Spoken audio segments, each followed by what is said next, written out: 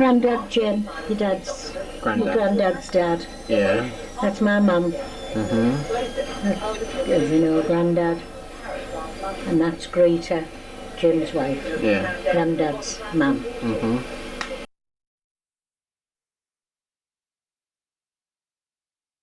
I remember going to the hospital with Greta, which is your granddad's mum, and she come with me to Parkside, and I had to have an X-ray.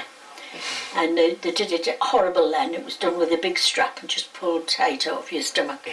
And the girl said, "Oh, we've got twins." I said, "Go away." I said, "I don't believe it." And I walked out and told Greta, well, she nearly collapsed. Hey, our Chris. She used to do what your mother's doing. She'd do anything, cleaning. All new houses getting built, she'd be the one who was cleaning them out. Alright, so you mean like a grafter? Yeah. Greta was born in 1916, and her mother's maiden name is Griffiths.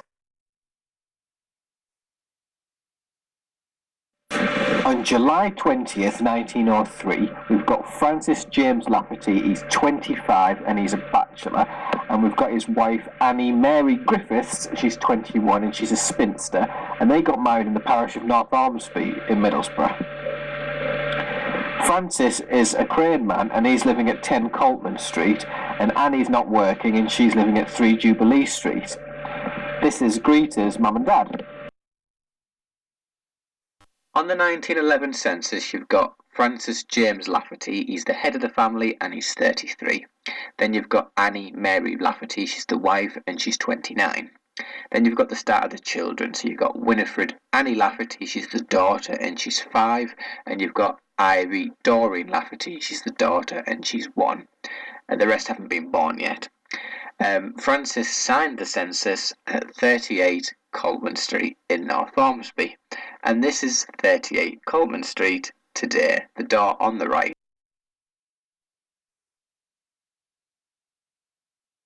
In total, Francis James Lafferty and Annie Mary Griffiths had 5 kids: Winnie, Ivy, Leonard, Greta and Francis Raymond.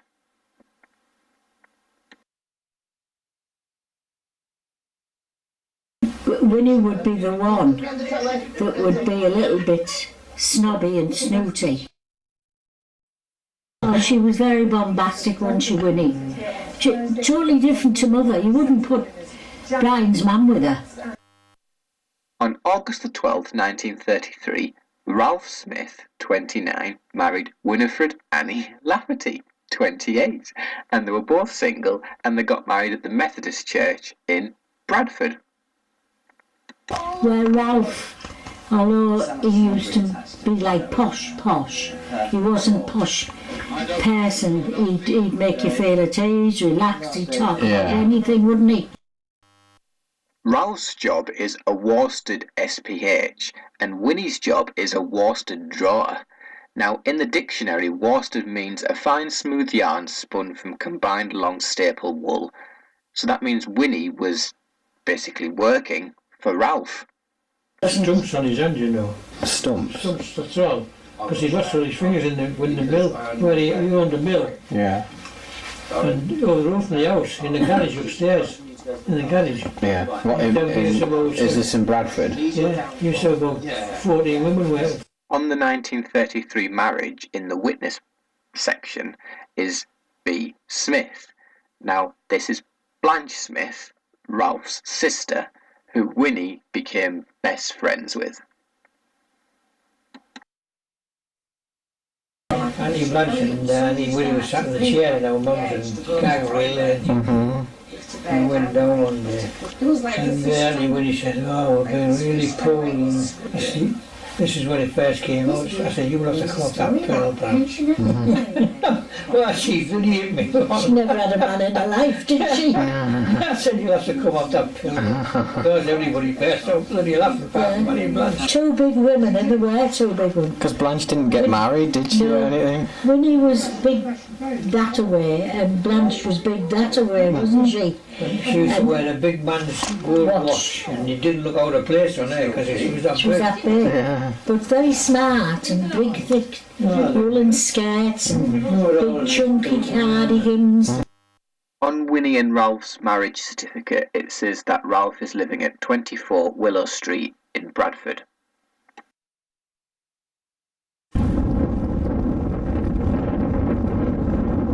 Right, I'm in the library now at Bradford, and I'm just looking through the electoral rolls for Willow Street. Ralph and Blanche. On Winnie's part of the marriage, it says 9 St Paul's Road in Shipley is her address. So I looked into the electoral rolls for Shipley and went down the addresses at St Paul's Road, right down to number 9, and it was Tom and Leah Craven's house, and they had an Emily Hutchinson, a Sarah Hutchinson, and an Ivy and Winifred Lafferty. So they were lodging at their house. And Ivy was in Shipley with her sister.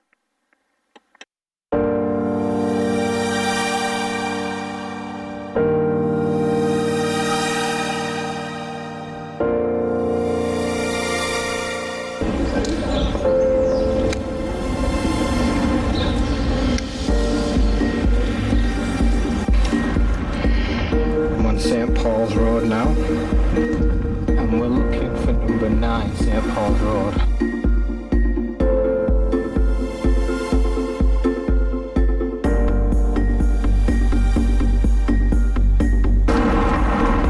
That has no number on it. 9. Yeah, there's number 9.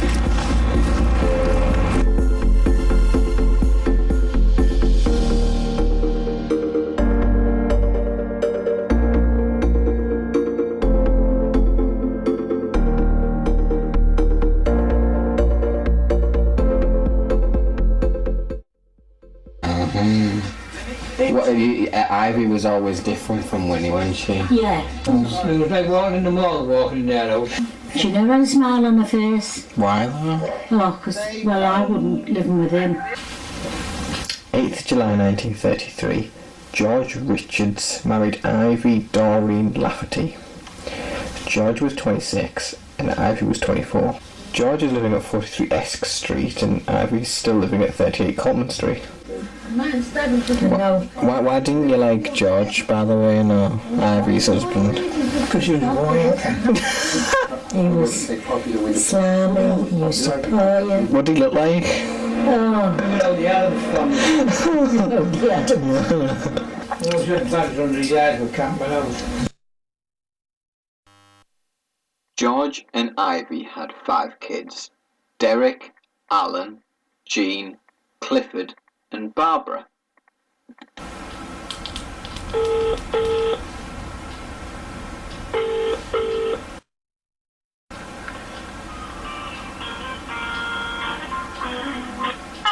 Hello. Yeah, Ivy was my grandma, yeah. Yeah. Barbara, who you sent it to, was my mum. Right. And my mum died 19 years ago. Right, okay. So, and Derek's died, he died a few years ago. Wasn't there like Alan as well? Alan's really poorly, he's in a nursing home. Right. He's been there for about 2 years. He was married to Betty. Wasn't there Jean as well? Yeah, Jean lives in Blackpool, she's still alive. And Cliff, we've got a Cliff Richards as well. Cliff Richards, yeah. Remember it was him. That big insurance man for Yeah, Cliff Richards. Barclays Bank, wasn't he? Yeah. Greta had a little brother called Sonny. Does your dad remember mentioning him or anything? Sonny? No. Yeah. There was Greta. Yeah. There was Ivy. Aye. There was Winnie. Yeah. There was Ray, which was Francis Ray. Yeah. And then there was a Leonard. Ah, right, He yeah. was known to everybody as Sonny, and he died when he was about 3 or 4. But I know Greta. She was my Auntie Greta, which is your great grandma is it? Yeah, it's my granddad's mum, yeah. Winnie lived with her sister-in-law, which I remember. Blanche. Yeah. They were lovely as well, they're canny little old ladies. They were, as a kid I have fond memories of going to visit them all the time. Yeah. Just when we were little kids, we used to go to the Isle of Wight, and they used to live at God's Hill in the Isle of Wight, where the little, like the little tiny villages, and you know, they lived in like a proper chocolate box house and all this, you know, thatched roofs and, you know. Countryside-ish, yeah. Yeah. On the 12th of December 1968, Victoria Cottage, Alverstone Road, Apes Heath, it's in the Isle of Wight. Ralph Smith, male, 64, a commission butler and mender, and he's retired. He died of cancer of the bronchulus. Winnie was the widow of the deceased, and she's present at the death at Victoria Cottage. And then obviously when Ralph died, they just stayed together, you know. Lived at the Isle of Wight, then they moved up to Brookfield. Yeah.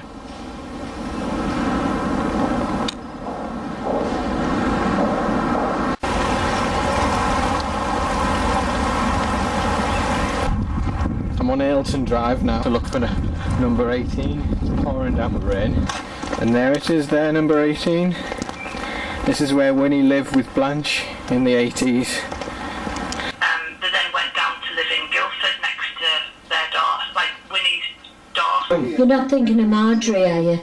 Marjorie, when she lived in Solihull. Winnie's daughter. Solihull, and then she moved down to She went to, yeah. She's the one that died of cancer, yeah? Yes. Right, okay, yeah. She was the daughter. She was Winnie's daughter. So where That's old, Marjorie was. Francis Raymond is the youngest son, and on the 7th of August 1954 he married Nancy Pottage. Well, one was a brother.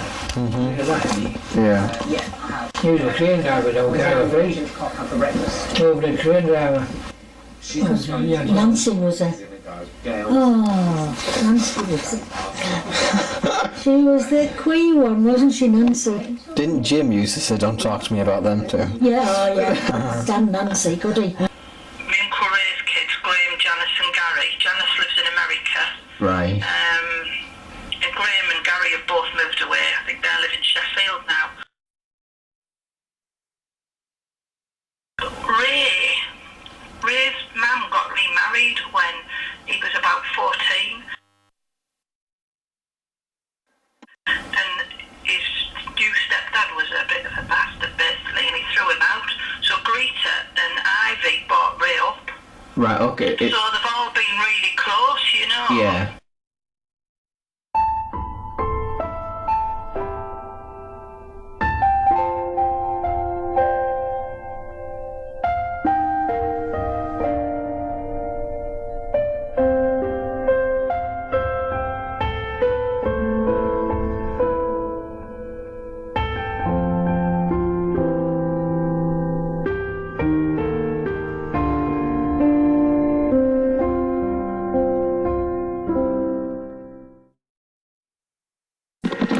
On the 28th of February 1925, at Ormsby Ironworks, North Ormsby, Francis James Lafferty, he's male, he's 47 years, of 38 Colton Street, North Ormsby.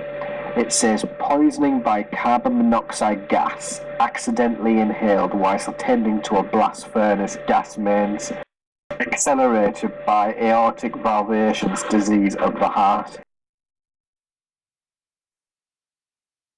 So Greta lost her father when she was only 9 years old. He is buried in North Ormsby Cemetery with Annie and their son, Sonny Leonard.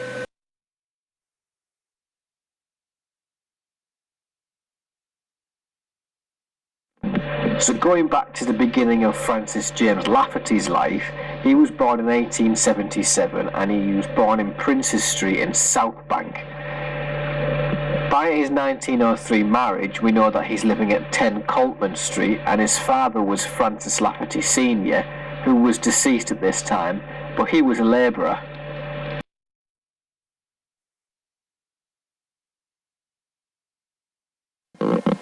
Five Loves Cottages in Warrenby near Redcar. We've got Francis Lafferty Senior, he's the head of the family and he's 34. And then we've got Ellen Lafferty, she's the wife and she's 26. Then we've got Teresa, the daughter, who's 6. And then our Francis, who's 3. In total, Francis Lafferty Senior and Ellen Langdale Harvey had Teresa, our Francis, John, Mary, Joseph, Thomas, Matthew and Margaret.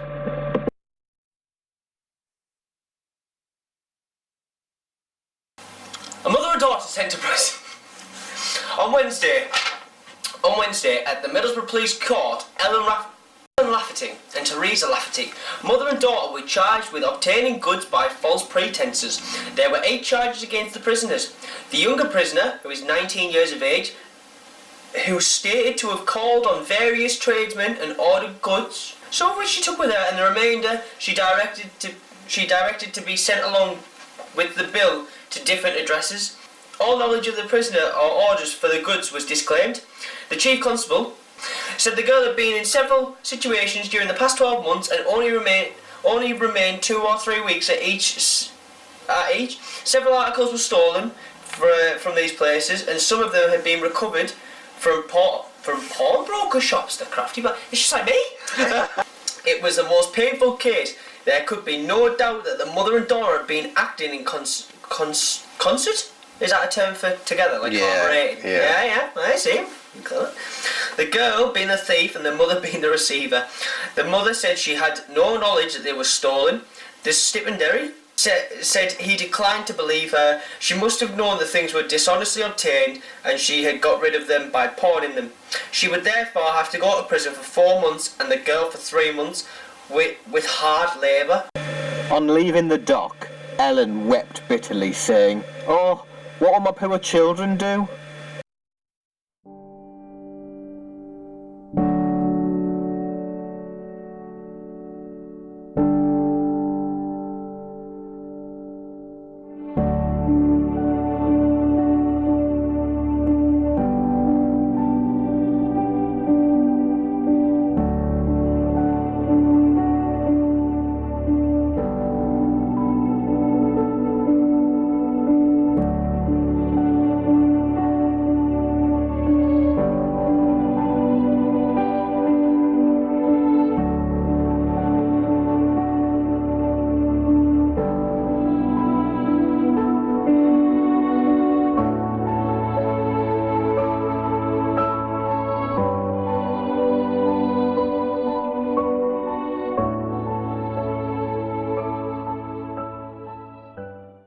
Based on Ellen's emotional quote in the doc, I've tried to work out the ages of all of her children at the time that she was sent to prison.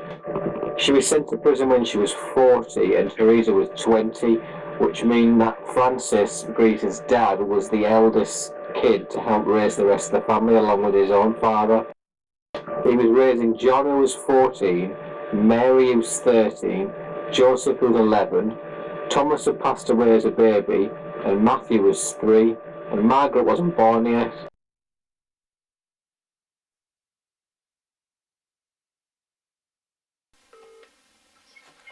Hello, is that Eric? Cheers. Hi, it's Sean off Ancestry. Thanks for ringing back. Because I've traced mine back. I think it was Hilda's grandparents, I think, came from Ireland with the Laffertys. That's right, yeah. Yeah.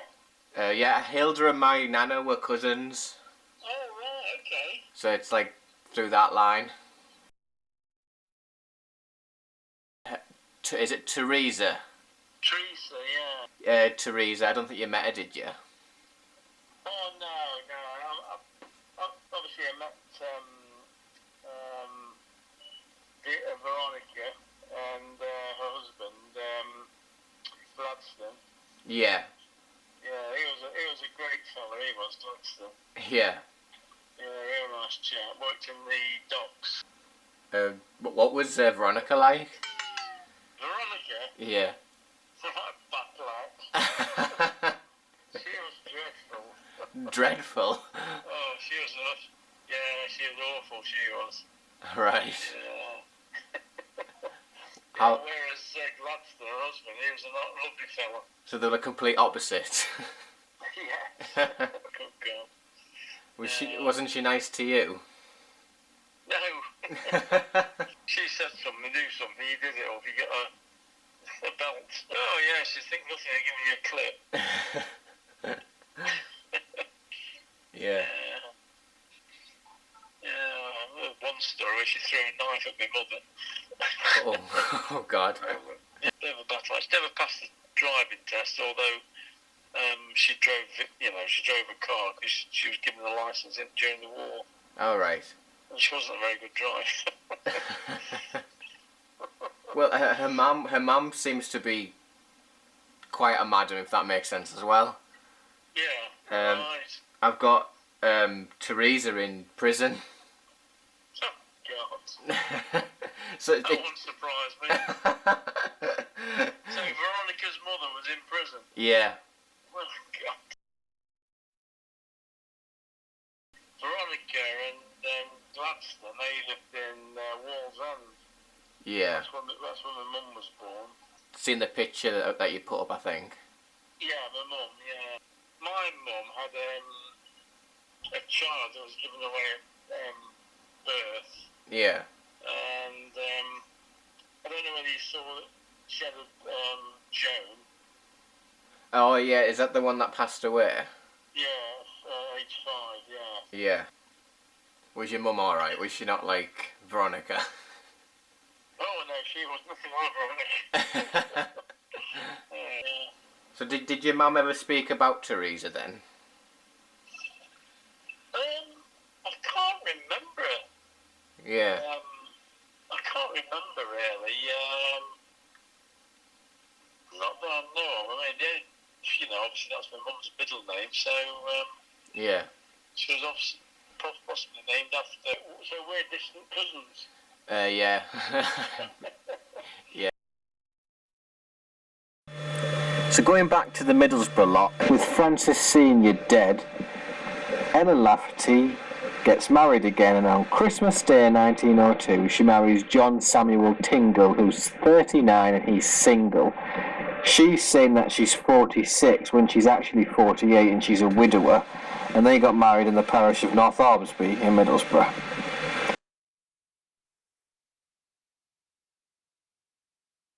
Mary dies in 1906, aged just 25, and John gets married and works as an apprentice riveter down at the docks, and he lives nearby. So by the 1911 census, all the family is pretty much split up. We've got Ellen Tingle with her husband John Tingle and Margaret Lafferty. Right, I'm just outside number 26 Esk Street now, which is where Ellen lived with her second husband John Tingle around 1911. She was living here with Margaret. Ellen and 14-year-old Margaret are marked red on the map. The blue on the map is Francis and Annie Lafferty, along with Winnie and Ivy. Remember, Greta hasn't been born yet. And across the road at 43 Coltman Street is Joseph Lafferty, and he's a hairdresser. With the proximity to where her two sons are, Joseph at 43 and my great-great-granddad Francis at 38, is literally just a few yards away, so I'm gonna drive the distance now and you'll see how close the streets are.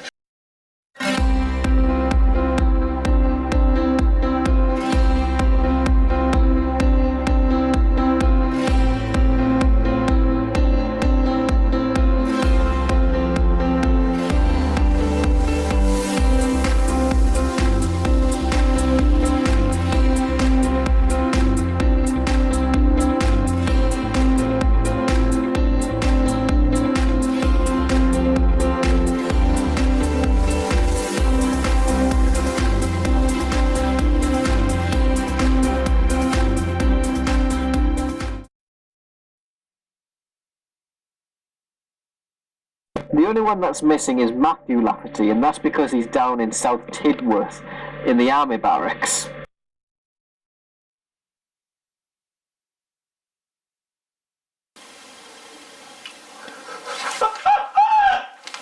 only just gets worse. A friend at North Hornsby hairdresser alleged to have cut his brother's throat. The alleged wounding affair at North Hornsby on Friday, November the 29th, when consequent upon a quarrel between two brothers. Matthew Lafferty, a soldier, was taken to North Hornsby Hospital, suffering a razor wound to the throat, head and face from his brother, Joseph A. Lafferty, a hairdresser. Was fully investigated at Middlesbrough County Police Court today when Joseph was brought before the magistrates. Mr. A. Lawrenston appeared for the defence. Matthew Lafferty, who appeared to have his head and neck swathed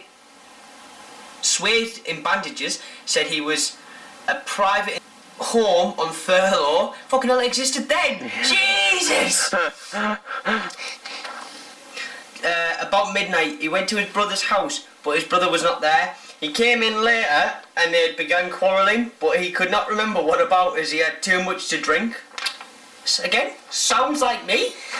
As they were going out, his brother was pushing to the door and accidentally caught his mother's heel, upon which he ran back and they began to fight again. And he got his brother into the corner. He felt no cut or pain, but suddenly felt blood running from his throat and found his throat cut.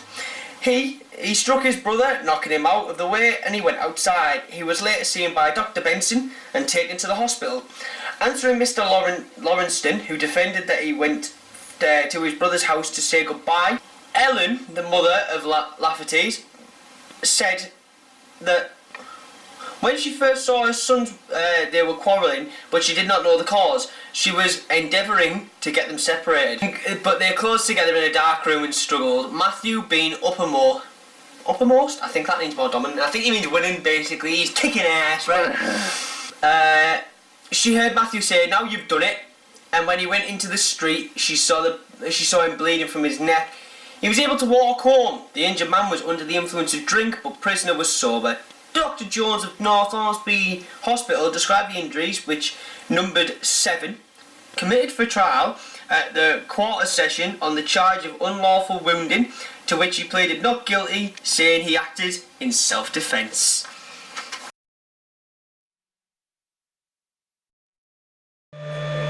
After the fight and the court case, Matthew returned to war, but he became ill with pneumonia, and he died on the 3rd of July 1915, aged 23, and he's buried in this country in Lichfield Cemetery.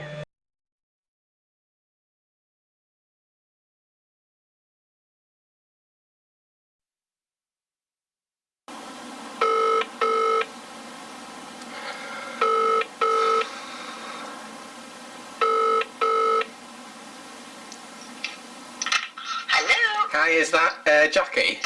It is, yes. Hello, it's Sean on Facebook. Hi, Sean. Hiya. Small world. Yeah, I've been looking for someone on Margaret Elizabeth. Is that your nana? It is Margaret Elizabeth, isn't it? I Yeah. said Elizabeth. Yeah, I knew. All I knew about Ernest and Margaret was that they got married on New Year's Eve, Did they? 1919. Gosh. St Alphonsus in North Ormsby. Yeah, well, they all got married there as well. And my mum got married there. And do Yeah. you know their children's names? Yeah, I've got Audrey, Joan, Des, and Sheila, And Greta. and Greta. Yeah. Greta's the youngest. She's still alive. My mum's still alive. God. There's only 2 of them still alive, and they're in. My mum's 90. Yeah, I thought they were quite. The good innings. My Yeah. mum was born in 1930, Yeah. and Greta's about 2 or 3 years younger. I don't really see her much because she lives in Birmingham. Yeah, well, she was sort of one of these nanas that was ill a lot, so we didn't see a lot of her as much as my dad's mum. Right. I didn't see her, and I knew a lot Yeah. about her. And, What was wrong with her? heart, she had an enlarged heart. All right. But her husband Ernest, he died before that. I think his was his heart and pneumonia. Yeah. So he died long before that. I tell you when he died, in 1959. Right. And I always remember it, my auntie said to me, my auntie Joan, because we were very close, she said to me, look, take all the photographs, and she always made me write down, and they're written down somewhere with the names, and Lafferty always, I always remember the name Lafferty. I know, yeah, that's it. Ivy? Somebody called Ivy? That's my granddad's auntie. Oh, okay. It's weird because the Lafferty names died out, really, hasn't it? It has, hasn't it? Yeah, I don't know Lafferty. I don't at all. I've never come across one. I think Lafferty's Irish, isn't it? Yes, definitely. Yeah, definitely. So if you want to trace it back there, Grandma Walker was, I'm trying to think when she was in her 70s. She would have been 70 something. Yeah.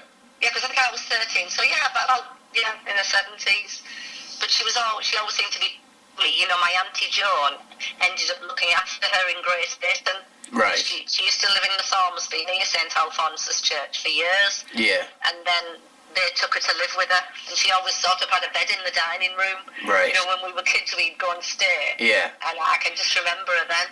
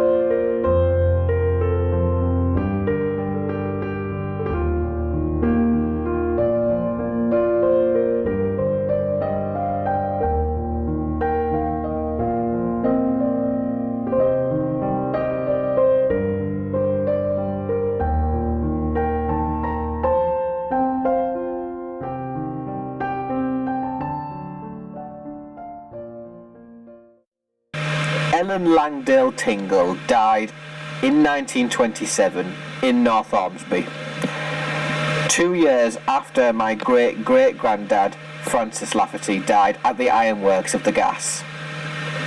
So Greta was about 11 when Ellen died, so there's probably very much chance living so close that she actually met her. I'm going to go back into the beginning of Ellen's life and find out where she came from and why she ended up stealing furniture in 1894 with her daughter Teresa.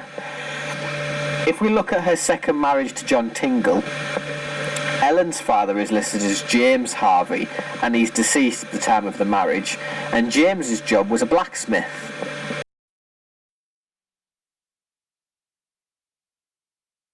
On the 1861 census, we've got James Harvey. He's the head of the family and he's 45, and he's a shoeing smith. In total, James and Emma Harvey had Dorothy, Ada, our Ellen, Daniel and James, and they all grew up at California on Eston Hills.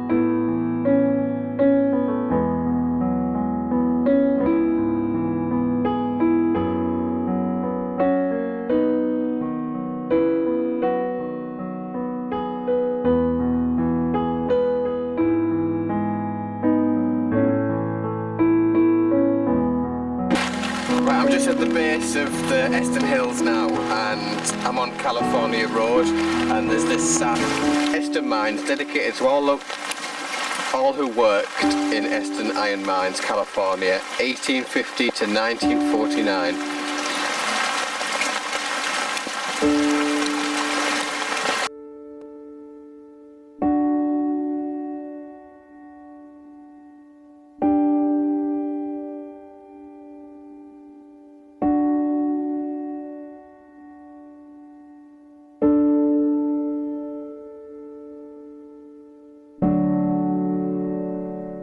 So this is where James William Harvey worked in 1861, and this is where Ellen Langdale Harvey grew up.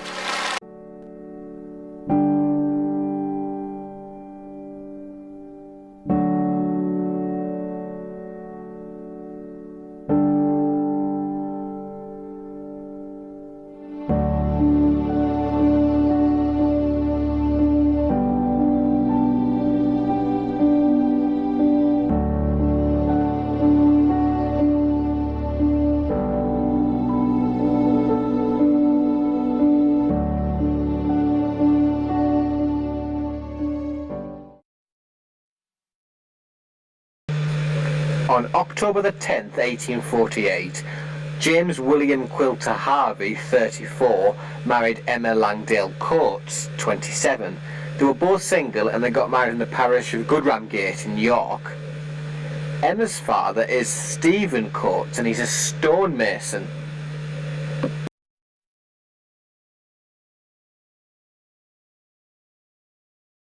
On the 1841 census in the village of Brompton, you've got Stephen Coates, he's 55 and he's still a stonemason. And you've got his wife Rachel Coates and she's 50. Then you've got John Coates, who's 45 and he's a joiner. So John and Emma were Stephen and Rachel's kids at this point. So going back to when Emma was born, so on a baptism you've got in 1821 on the 10th of September, you've got Emma Langdale, daughter of Stephen and Rachel Coates, and they were living at Brompton. And in 1810, Stephen Coates and Rachel Langdale got married in the parish of Leek Church in North Yorkshire. So this is where the Langdale name comes from and passes down to their granddaughter Ellen, who married Francis Lafferty. Leek Church is still there today off the A19.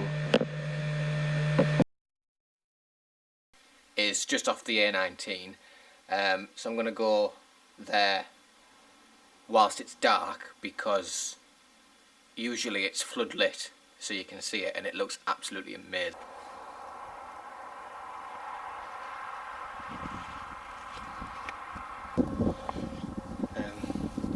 I've never been before. It's good at night, isn't it? It's all like lit up. It's creepy walking around the headstones though, yeah.